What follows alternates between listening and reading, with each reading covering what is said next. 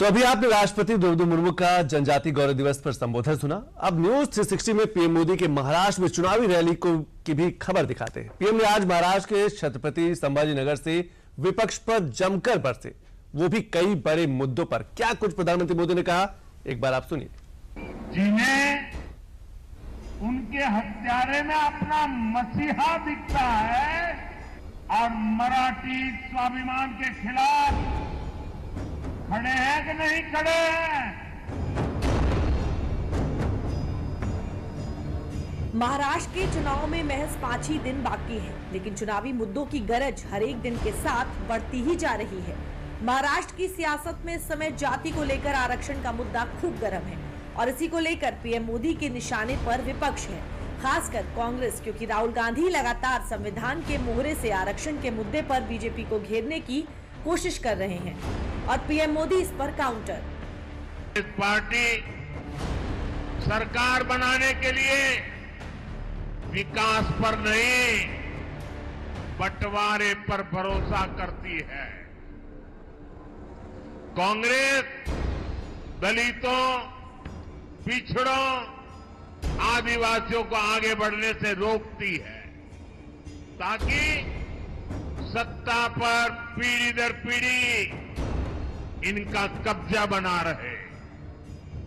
इसलिए कांग्रेस शुरू से ही आरक्षण के खिलाफ रही है। इन दिनों इंटरनेट पर पुराने अखबारों की तस्वीरें वायरल हो रही हैं। आपने भी न देखा हो तो जरा निकाल करके देखिए। आरक्षण को लेकर कांग्रेस की असली सोच क्या है,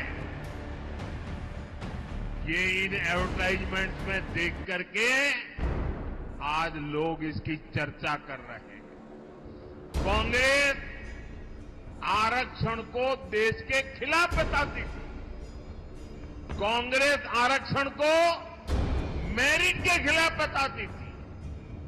कांग्रेस की मानसिकता और कांग्रेस का एजेंडा अभी भी वही।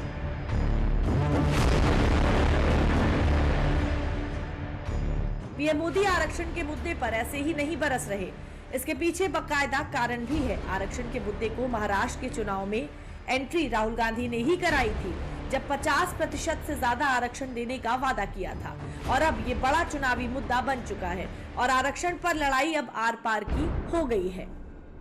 इसलिए पिछले 10 वर्षों से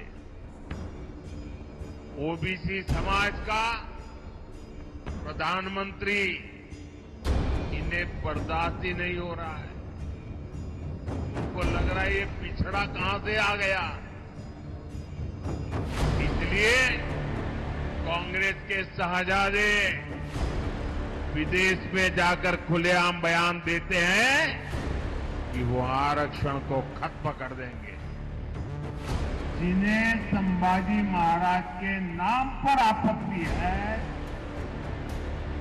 जिन्हें उनके हत्यारे में अपना मसीहा दिखता है,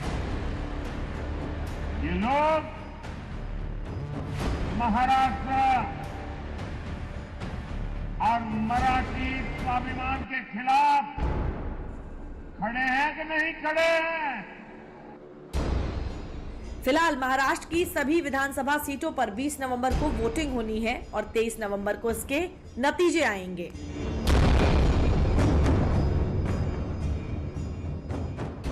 तो प्रधानमंत्री मोदी को आपने सुना कि कई मुद्दों पर विपक्ष पर जमकर बरसे, लेकिन अब बात महाराष्ट्र के साथ साथ झारखंड भी कर लेते हैं। झारखंड में भी सियासी जो पारा रहा है वो हाई रहा है। बीजेपी लगातार झारखंड की जेएमएम यानी कि झारखंड मुक्त मोर्चा और कांग्रेस सरकार के खिलाफ मोर्चा खोले हुए। आज बीजेपी सांसद और अपने तेज तर्रार भाषणों के लिए मशहूर अनुराग सिंह ठाकुर झारखंड पहुंचे और वहां पहुंचते ही उन्होंने लव जिहाद से लेकर लैंड जिहाद तक के मुद्दों पर झारखंड सरकार की पूरी पोल खोल दी। एक रिपोर्ट देख लेते हैं। कांग्रेस का हाथ घुसपैठियों के साथ, चेहरा बेनकाब एक बार फिर हुआ है कांग्रेस का कि सत्ता पाने के लिए, वोट पाने के लिए किस स्तर तक कांग्रेस गिर सकती है। हिंदुस्तान के लोगों का हक छीनना चाहते हैं। इनके 5 साल की सरकार में झारखंड मुक्ति मोर्चा और कांग्रेस ने आदिवासियों की जिन्होंने जमीन छीनी, जिनके घरों को छीना, जिनके हकों को छीना है। झारखंड के सियासी रण में पहले चरण के चुनाव में मुद्दा भ्रष्टाचार और अपराध था, लेकिन दूसरा चरण आते ही मुद्दा आदिवासियों के हक और झारखंड में हो रहे घुसपैठ पर आ गया है। बीजेपी सांसद अनुराग ठाकुर भी जब झारखंड में चुनाव प्रचार करने पहुंचे तो उन्होंने कांग्रेस समेत आरजेडी और जेएमएम को इन्हीं मुद्दों पर घेरा। झारखंड को बनाया भी भारतीय जनता पार्टी ने और संवारने का काम भी भारतीय जनता पार्टी करेगी।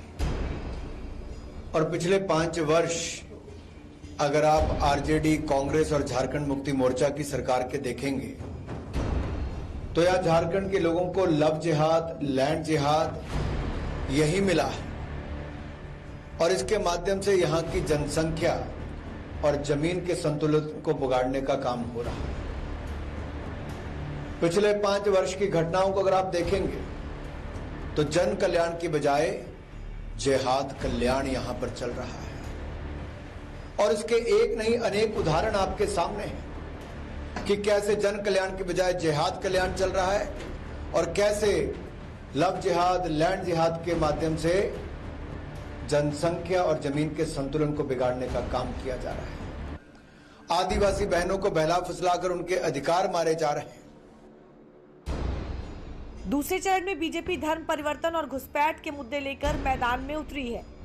दरअसल झारखंड में सत्ता की चाबी कोल्हान और संथाल परगना से होकर गुजरती है। कोल्हान की 14 सीटों पर पहले चरण में वोटिंग हो चुकी है। संथाल परगना की 18 सीटों पर वोटिंग होनी बाकी है। संथाल में घुसपैठ एक बड़ा मुद्दा है और बीजेपी उसी मुद्दे को भुनाने में लगी है। झारखंड विधानसभा चुनाव में संथाल परगना सेंटर पॉइंट बन गया है। संथाल परगना में झारखंड की 18 विधानसभा सीटें हैं। झारखंड के मुख्यमंत्री हेमंत सोरेन संथाल परगना से ही हैं। झारखंड की सत्ता निर्धारित करने में ये परगना अहम भूमिका निभाता है। संथाल परगना ने अब तक 3 मुख्यमंत्री दिए हैं। संथाल परगना में 7 सीटें अनुसूचित जनजाति और 1 सीट एससी के लिए आरक्षित है। यहाँ अनुसूचित जनजाति 28%, अनुसूचित जाति 8% और मुस्लिम 23% हैं। झारखंड में सत्ता की चाबी संथाल परगना के 6 जिलों के वोटरों के हाथ में मानी जाती है। पिछले विधानसभा चुनाव में झारखंड मुक्ति मोर्चा और कांग्रेस ने मिलकर संथाल परगना की 18 में से 13 सीट जीती थी। बीजेपी के लिए ये इलाका दोबारा सत्ता तक पहुंचाने में सबसे अहम सीढ़ी है। संसद से लेकर सड़क तक राहुल गांधी और कांग्रेस को उनकी नीतियों, उनके बयानों और उनके मंसूबों पर घेरने वाले अनुराग सिंह ठाकुर ने झारखंड के रांची में भी राहुल गांधी और कांग्रेस को बांग्लादेशी घुसपैठियों के मुद्दे पर अपने ही अंदाज में घेरा और साथ ही साथ उन्होंने पहले चरण की बम्पर वोटिंग के बाद झारखंड में बीजेपी की एक तरफा जीत की भविष्यवाणी भी कर दी। क्या हेमंत सोरेन जी राहुल गांधी जी के निर्देशों पर काम कर रहे थे कि बांग्लादेशी घुसपैठियों को संरक्षण दिया जाए, यहां की आदिवासी बहनों की अस्मिता को लूटने का काम करने दिया, उनके अधिकारों को छीनने का काम करने दिया जाए? क्या इसीलिए हेमंत सोरेन की सरकार काम नहीं कर रही थी कि राहुल गांधी जी ने कहा था कि बांग्लादेशी घुसपैठियों को संरक्षण दिया जाए, जमीन लेनी दी जाए? क्या इसी कारण से 43% से कम होकर आदिवासियों की जनसंख्या मात्र 23-24% रह गई है? एक तरफी लहर चल रही है। जो गुस्सा कांग्रेस, आरजेडी और झारखंड मुक्ति मोर्चा के खिलाफ स्थानीय जनता का है, वो वोट की चोट देने के लिए झारखंड की जनता तैयार है और बदला लेगी लव जिहाद का भी, जमीन जिहाद का भी, और वोट की चोट देकर इसका बदला लेगी जनता।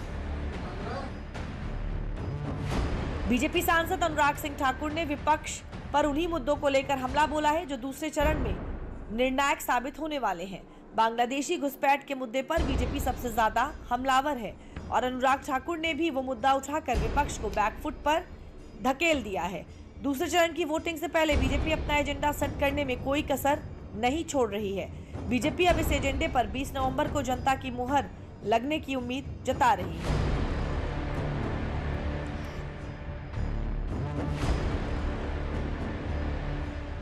तो झारखंड से लेकर महाराष्ट्र तक सियासी घमासान जारी है, लेकिन उत्तर प्रदेश में छात्रों के प्रदर्शन को लेकर जो सियासत चलाने की कोशिश हो रही थी उस पर आज विराम लग गया है। प्रयागराज में 4 दिनों से छात्र प्रदर्शन करके 2 मांगों को लेकर प्रदर्शन कर रहे थे।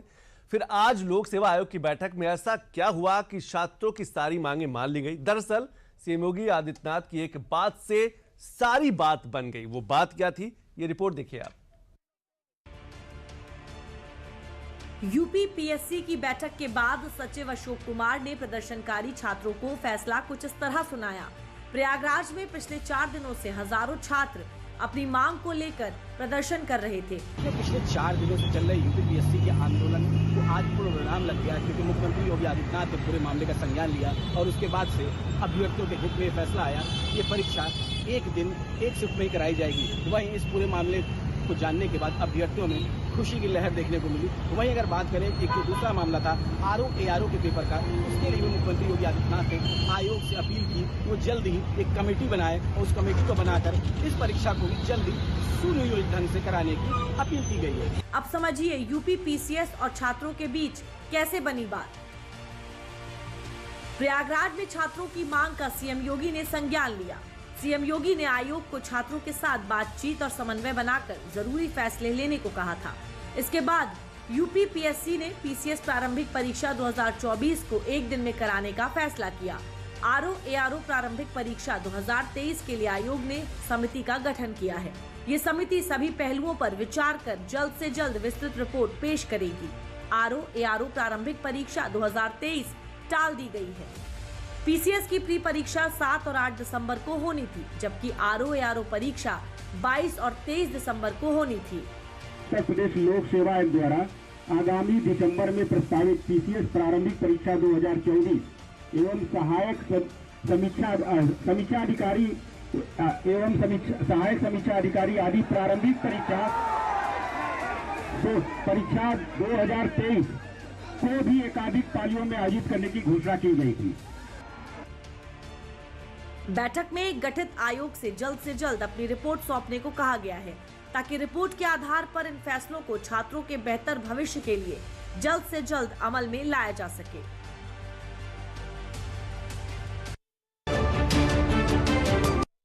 तो अभी आपने राष्ट्रपति द्रौपदी मुर्मू का जनजाति गौरव दिवस पर संबोधन सुना। अब न्यूज 360 में पीएम मोदी के महाराष्ट्र में चुनावी रैली की भी खबर दिखाते हैं। पीएम ने आज महाराष्ट्र के छत्रपति संभाजीनगर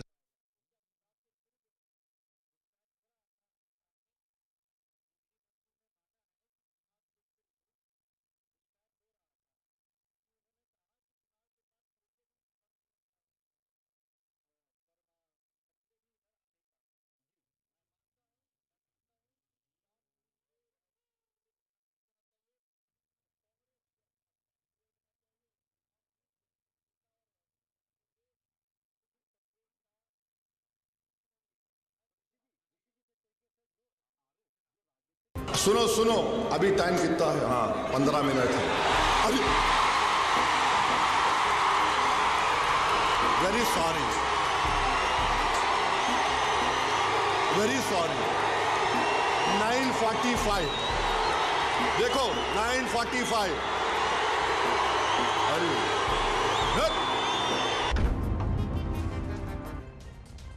बुधवार को AIMIM अध्यक्ष और हैदराबाद से सांसद असदुद्दीन ओवैसी चुनावी रैली कर रहे थे। इसी बीच पुलिस ने मंच पर ही उनको एक नोटिस थमा दिया। इस वायरल वीडियो को देखकर सोशल मीडिया पर यही दावे किए जा रहे हैं कि पुलिस ने मंच पर आकर ओवैसी को नोटिस थमाया। अब सवाल ये है कि ओवैसी के नोटिस में क्या है। असदुद्दीन ओवैसी सोलापुर विधानसभा क्षेत्र में एक रैली के मंच पे थे। बीच रैली में ओवैसी को पुलिस ने BNS की धारा 168 के तहत नोटिस जारी किया। पुलिस ने नोटिस में निर्देश दिया कि भाषणों में किसी समुदाय की भावनाओं को ठेस न पहुंचाएं, भड़काऊ शब्दों का इस्तेमाल न करें। नोटिस मराठी में था तो ओवैसी ने अंग्रेजी भाषा में नोटिस मांगा। फिर पुलिस ने उन्हें अंग्रेजी भाषा का नोटिस भी ईमेल कर दिया। इसमें क्या लिखे? अंग्रेजी में बोल रहा हूँ, लिटिल इंग्लिश आती है मेरे को। लीगल की स्पेलिंग भी गलत है, LEGAL, आप LEAGL लिखिए। I am only correcting you. अच्छा, यह प्रॉब्लम की स्पेलिंग में M खा गए आप।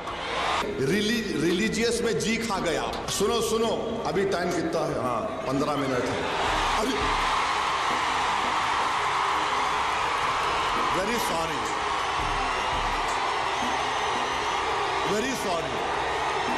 9:45 देखो, 9:45।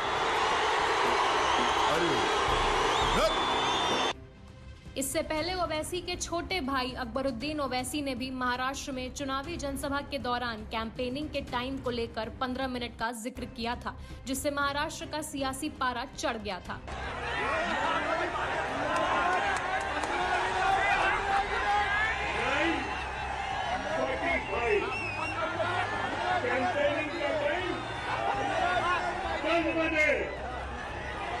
अभी 15 मिनट। इससे पहले साल 2012 में 15 मिनट वाला राग छोटे ओवैसी के लिए गले की फांस बन गया था। अकबरुद्दीन ओवैसी ने 2012 में 15 मिनट वाला भड़काऊ बयान दिया था। छोटे ओवैसी ने 2012 में कहा था, 15 मिनट के लिए देश से पुलिस हटा लो तो पता चल जाएगा कौन ताकतवर है। इस बयान पर अकबरुद्दीन ओवैसी पर केस भी हुआ और जेल भी गए। बाद में कोर्ट ने बेनिफिट ऑफ डाउट की बिना पर उन्हें बरी किया था। असदुद्दीन ओवैसी के 15 मिनट वाले बयान पर महाराष्ट्र में सियासी घमासान मचना तय है।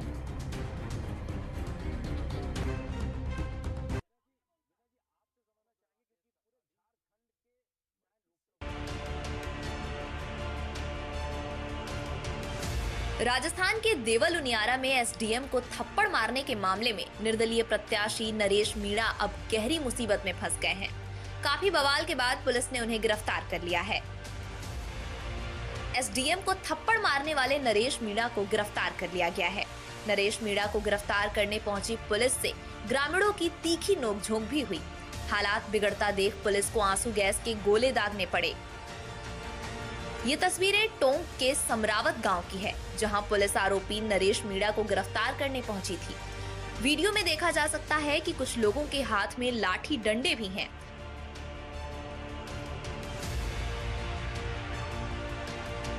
एक वीडियो में कुछ जगहों पर आगजनी नजर आ रही है। जलती हुई गाड़ी की तस्वीरें भी सामने आ रही हैं। इसमें लगभग 10 पुलिस कर्मियों के मामूली चोटें आई हैं, सभी ठीक हैं और सामान्य उपचार करके उनको छुट्टी दे दी गई है। पथराव में और ग्रामीणों में जो पथराव किया, उनसे जो बाहर से लोग जो आकर के आए हुए थे, उन्होंने ग्रामीणों पे भी पत्थर फेंके। इसमें कुछ ग्रामीण भी चोटिल हुए हैं। ज़्यादातर लोग इसके जो समर्थकों से बाहर से लेकर के आए थे और बाद में अंधेरे का फ़ायदा उठा करके इन्होंने पथराव किया और उसमें दो गवर्नमेंट व्हीकल के अलावा कुछ निजी वाहन भी जो इसमें जले हैं, कुछ मोटरसाइकिलें भी जली हैं। संपूर्ण घटनाक्रम को देखते हुए 4 प्रकरण दर्ज करके और बाकी जो इसमें जो 60 व्यक्तियों की गिरफ्तारी के बाद जो भी बचा, उनमें किसी को भी बख्शा नहीं जाएगा, सभी की गिरफ्तारियां की जाएंगी। देखिए, उसको समझाइश की गई कि कानून हाथ में ना ले और अपने आप को समर्पित कर दे। और इनिशियली वो मूड में नहीं थे, लेकिन पुलिस की तैयारी को देखते हुए उनको झुकना पड़ा। अब कहाँ लेकर गए सर और किन मुकदमा में? जो भी धारा इनके लगेंगी, राजगार में बाधा आगजनी करने के संबंध में, वो सब उन पर जो भी प्रजित हो गए वो कार्रवाई की जाएगी। अब आपको इस थप्पड़ कांड का पूरा